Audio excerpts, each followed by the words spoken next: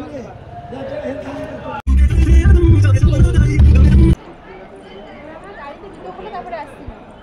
বন্ধুরা, good evening সবাইকে। কেমন আছো সবাই? আশা করছি তোমরা যে যেখানে আছো সবাই খুব ভালো আছো। আর আমি তো পুরো বিন্দাস আছি। শুধু আমি নয়, আমরা সবাই কিন্তু ভীষণ ভালো আছি। আজকে কিন্তু আমি একটা অন্যরকম ভিডিও নিয়ে চলে এসেছি। আশা করছি তোমাদের খুব ভালো লাগবে। তোমরা প্রথম থেকে শেষ পর্যন্ত দেখো, স্কিপ করো না। আর অবশ্যই কিন্তু কমেন্ট করে জানিও। তো সন্ধ্যা থেকেই ভিডিওটা শুরু করলাম। ফার্স্টেই তো বললাম গুড ইভিনিং, বুঝতেই পেরেছো। তো সন্ধ্যাবেলা চলে এসেছি হচ্ছে মন্দিরে পুজো দিতে। তো কেন পুজো দিচ্ছি, কী পুজো দিচ্ছি, পুরো ভিডিওটা দেখলে কিন্তু তোমরা বুঝতে পারবে। মানে অনেক বড় স্বপ্ন আজকে পূরণ হয়েছে। তো সেটাই তোমাদের সঙ্গে শেয়ার করব। তো দেখো, নিয়ে নিলাম হচ্ছে মালা, নিয়ে নিচ্ছি নারকেল, তার সঙ্গে সন্দেশটা বাজার থেকেই এনেছিলাম।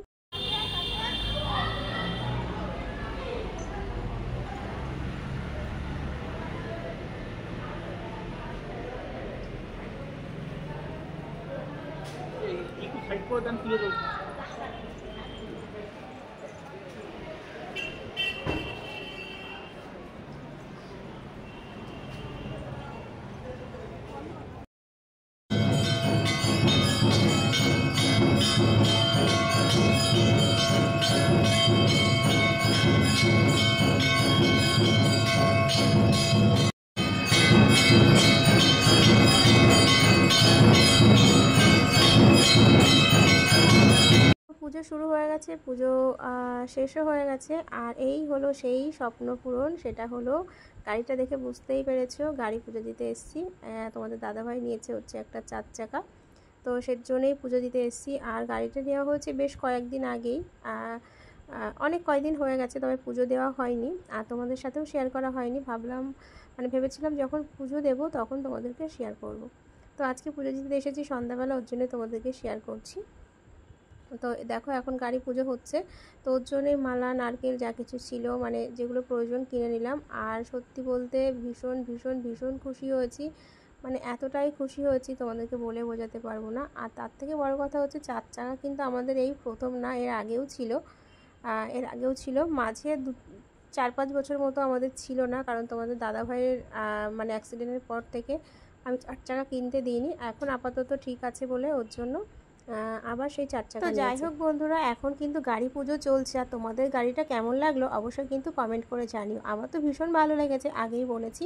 আর তোমাদের দাদাভাই তো পছন্দ করে এনেছেই, ওর কথা আর কি বলবো। তো যাই হোক, ভীষণ খুশি হয়েছি। এরপর আরও অনেক অনেক স্বপ্ন আছে। তোমাদের ভালোবাসা থাকলে, ভগবানের ইচ্ছা থাকলে আশা করছি সবই পূরণ হবে। তো তারপর দেখো, আমার কপালে একটু সিঁদুরে ফোঁটা দিয়ে দিল। আর মাথায় এমন জোরে একটা বাড়ি মেরেছে না, মানে কি বলবো।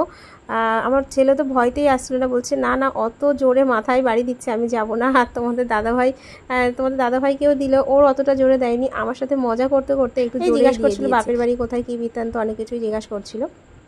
তো যাই হোক, তারপরে অন্য গাড়ি পুজো দিতে চলে গেছে। আমাদের গাড়ি পুজো দেওয়া কমপ্লিট হয়ে গেছে।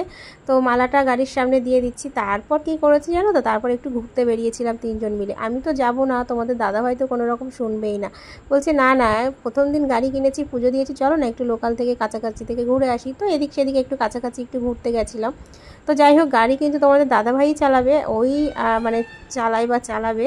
আর দেখো, তারপরে ফটোশ্যুট চলছে, প্রচুর ছবি তুলেছি, প্রচুর মানে রিলস করেছি। সেগুলো তোমাদের সাথে শেয়ার করিনি, একে একে সবই শেয়ার করব। তো চলো এখন বাড়ির দিকে রওনা দেবো। আর শ্যুটটা করছে কিন্তু আমার ছেলে। তো যাই হোক, তারপরে বাড়ি চলে এসেছিলাম। বাড়ি চলে এসে আর কন্টিনিউ ভিডিওটা করা হয়নি। এটা হলো পরের দিন সকালবেলা। গুড মর্নিং সবাইকে। তো আমি রেডি হয়ে গেছি, শুধু আমি না, আমাদের পরিবারের সবাই মিলে আমরা রেডি হয়েছি। দেখো, কালকে তো গাড়ি পুজো দিয়েছি, আমরা 3 জন তো একটু টুকটাক ঘুরেছি। এইবার মা বাবা বাড়িতে রয়েছে, ওদেরকে একটু কোথাও না নিয়ে গেলে হয় বলো তো। তো সকালবেলা হঠাৎ করে প্ল্যানিং হলো যে তোমাদের দাদাভাইয়ের আমি, যে চলো মা বাবাকে নিয়ে আজকে একটু চাকলা মন্দির থেকে ঘুরে আসি।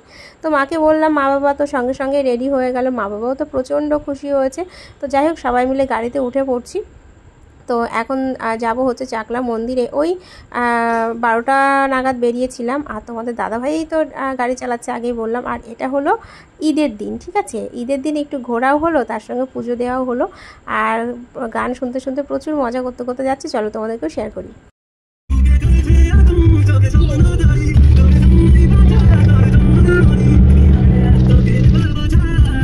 সচরাচর আমরা 5 জন মিলে কোথাও যেতে পারি না, এখন আর যাওয়াই হয় না বলতে পারো। কারণ মানে বাবা তো একদম বাসে উঠতে পারে না, মানে উঠলে প্রবলেম হয়, বুঝতেই পারছো বয়স হচ্ছে, মাও অতটা পারে না।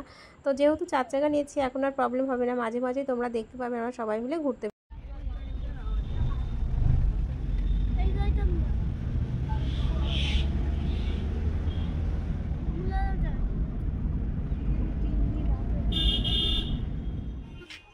নেমে গেছি আমরা গাড়ি থেকে, সবে নামলাম, এখন মন্দিরের দিকে যাব, যে পুজো দেবো, ঠিক আছে।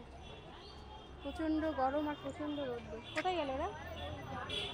এই অন্যটাই নিচেই পড়ছে শুধু।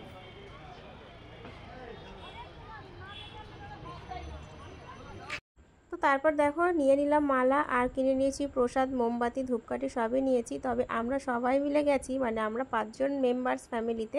তো 5 জন মিলে প্রচুর মজা করতে করতে গেছি। ওখানে গিয়ে বেশিক্ষণ ছিলাম না, প্রচণ্ড প্রচণ্ড গরম ছিল। তো কী হয়েছে, যেটুকু ছিলাম প্রচুর আনন্দ করেছি।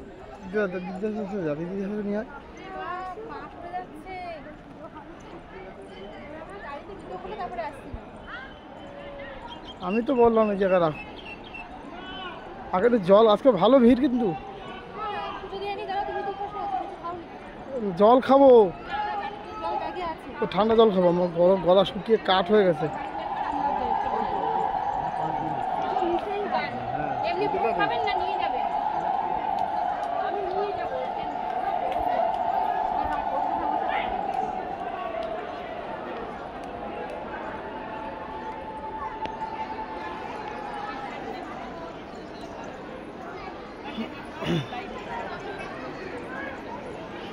অন্যান্যদের থেকে আজকে ভিড় ভালো। আমরাও ঢুকেছি আর পুজো শুরু হয়ে গেছে। সঙ্গে সঙ্গে একদম বাইরে থেকে দাঁড়িয়ে অঞ্জলিটা দিয়ে নিলাম। তারপরে দেখো ধূপকাঠি মোমবাতি ধরিয়ে দিচ্ছি। আর ওইদিকে আমার ছেলে, মা, বাবা, তারপরে তোমাদের দাদাভাই শ্যুটটা করছে, আর মা, বাবা, ছেলে ওদেরকে এক জায়গায় ছায়ায় বসিয়ে রেখেছি। কারণ ওই যে বলছি না প্রচণ্ড গরম, আর আমি ব্যাগে করে একটা পাখা নিয়ে গেছিলাম, ওদেরকে বলেছি তোমরা পাখা দিয়ে হাওয়া খাও আর ঠান্ডা ঠান্ডা জল খাও, আর তার সঙ্গে আইসক্রিম কিনে দিয়ে এসেছি।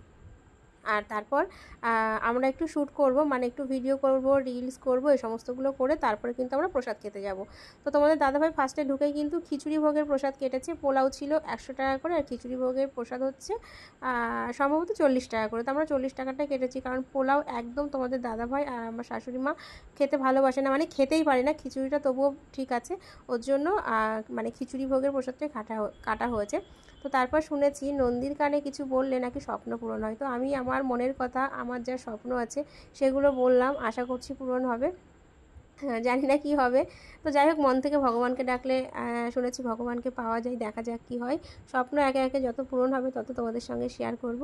আর তারপর দেখো চলে এসেছি বাড়িতে এসে চেঞ্জ করে নিয়েছি। আর গতকালকে যখন নৈহাটিতে যাচ্ছিলাম, পরশুদিন যখন নৈহাটিতে যাচ্ছিলাম, তখন আবাল দিতে প্রচুর পরিমাণে লাকচা সিময় বিক্রি হচ্ছিলো। তো তোমাদের দাদাভাই কখনো লাকচা খায়নি, তো আমি বললাম ঠিক আছে, তুমি তো কখনো লাকচা খাওনি, তোমাকে আমি লাকচা বানিয়ে খাওয়াবো। তো বাড়ি এসেই ও লাকচা এনেছিল, তো আমি লাকচা বানিয়ে রেখে দিয়েছিলাম, মানে আজকে খাচ্ছি, তো পুজো দিয়ে এসে খাচ্ছি। আগের দিন করে রেখেছিলাম, করে ফ্রিজে রেখেছিলাম, ওর জন্য জমে গেছে। প্রচণ্ড গরম বলে এসি অন করে ঘরের মধ্যে বসে আমরা মানে লাকচা খাচ্ছি। তো যাই হোক, ও প্রথমবার খেয়েছে, হেভি টেস্ট পেয়েছে। আমাদের দাদাভাইয়ের খুব ভালো লেগেছে লাকচা, কিন্তু আমি আর আমার ছেলেকে তো একদম ভালোবাসি না। আবার আমার শ্বশুরমশাই শাশুড়িমা ভীষণ ভালো খেয়েছে। তো যাই হোক, ওদের ভালো লেগেছে, এটাই বড় ব্যাপার। তো চলো, তারপরে আমরা চলে এসেছি, এখন বসে বসে খাচ্ছি ভুট্টা। তো আজকের মতো ভিডিওটি এই পর্যন্তই। আজকের ভিডিওটি কেমন লাগলো কমেন্ট করে জানিও, ভালো লাগলে লাইক অ্যান্ড সাবস্ক্রাইব ডান। দেখা হচ্ছে আগামীকাল, টাটা।